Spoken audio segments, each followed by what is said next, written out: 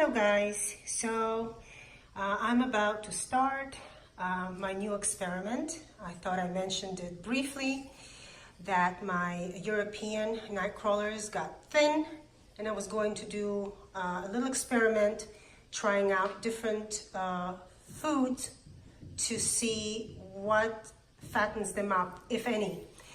So what I've done is I've gotten my 3 10-gallon bins here. They're all the same size. And I did a cutout of, instead of a bunch of little holes, I just cut out a larger section in the middle. That's gonna let a lot of air in and any gases out. And I labeled each lid, so kitchen scraps right here, worm chow right here, and leaves right there, so that we don't confuse our bins. And then here, for the past week, I've had the bedding sitting, getting ready.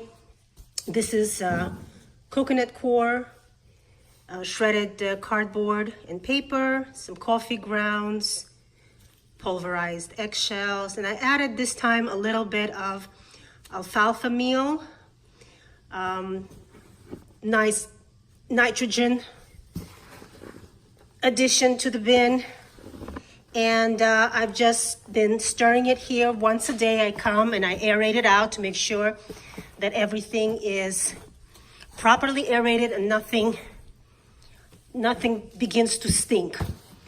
So I'm going to divide this material equally among the 3 bins, and I am going to put exactly the same amount of worms. And I'm not so much interested in whether the worms will reproduce more in one or the other, although that will be great. What I'm interested in is to see where they get to fatten up and grow to their full potential. So let me get this into the 3 bins and we'll come back. Okay guys, and we are back. So I did a little shuffling around here in the basement, and I was able to put all 3 of the bins side by side. So we have our lids on. This is the kitchen scrap, this is the worm chow, and this is the leaves. That way we will not confuse them. And I already, oh yeah, no way to put this in. There we go. What I did was I put equal amount of bedding into each bin. So nice and moist.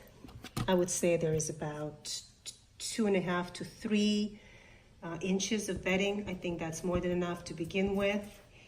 And next step will be to introduce our worms.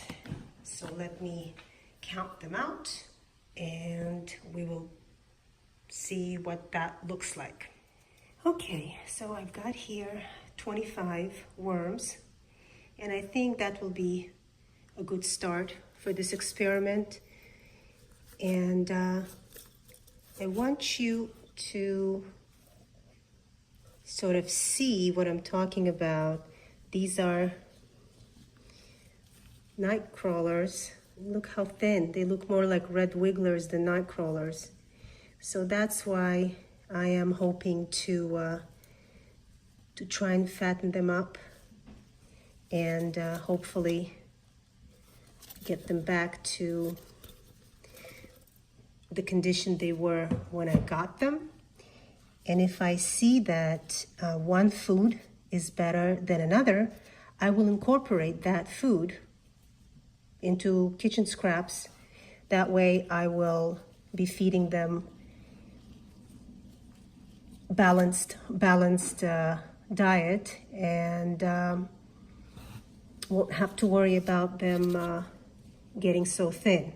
So let me do this for the rest of the bins and we will let them settle in. Okay, so these guys are going under. These guys will settle down fairly soon. Same thing with these. I got some of the bedding as well, but yeah, let's see what happens. So I'm not going to feed him today. I'll let him calm down and de-stress in their new environment, and then starting tomorrow I will feed each one their designated diet, and we will go from there. Okay, so we have here our 3 different foods. I have the pear for the kitchen scrap one. I have the homemade worm chow, and I also have some leaf mold. It has been sitting in my garage in a plastic bag since last year. That's what I do with them, since I also feed them to my hungry bin leaves only experiment. So it's got some nice mold buildup. But the thing is, we know that the feeding requirements are different for each food, because while I may feed weekly with the kitchen scraps, the worm chow, for example, will probably require me to feed daily or every other day, since you don't feed it in a large quantity. You kind of sprinkle it on top, make sure it's wet from beneath and wet from above, and then you cover it and check on it the next day. At least that's what I've seen people do. So while this is all nice and moist, I'm going to take the worm chow and I'm going to kind of sprinkle a thin layer here. And where did I put my, oh, of course, my water bottle,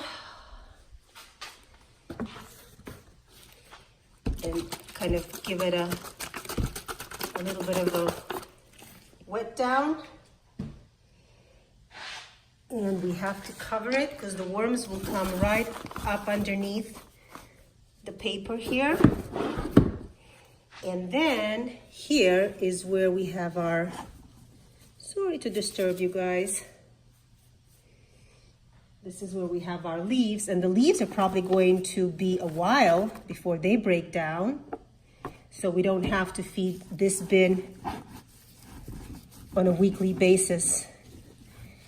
I'm going to be checking periodically to see how much food there is there, but yeah, so I'm going to be feeding them differently. But the whole idea of this experiment is to see which food is actually the best for them to get fat and large. And then I'm just going to add a little bit of it, because I'm still going to feed them kitchen scraps no matter what. That's what I have, this is what my house produces, and that's what I'm going to feed them. But it would be nice to know that if I can add, for example, a little bit of the homemade worm chow, and it'll keep them nice and big and fat, that I can do that. I will add it to their regular feeding, to the kitchen scraps. I'm not going to purchase worm chow. I don't do that. There's no reason to do that, at least not for me and my particular situation. I compost for waste management, not to breed worms for selling. So it's, you know, it should be easy to incorporate some kind of other food into my routine just for these guys. Oh, well, maybe the African nightcrawler. We'll see. If this works out, maybe I'll add something to the African nightcrawler as well to keep them nice and large and fat. So yeah, so today it's Wednesday and we started our experiment. Let's see what happens. Thanks for joining me.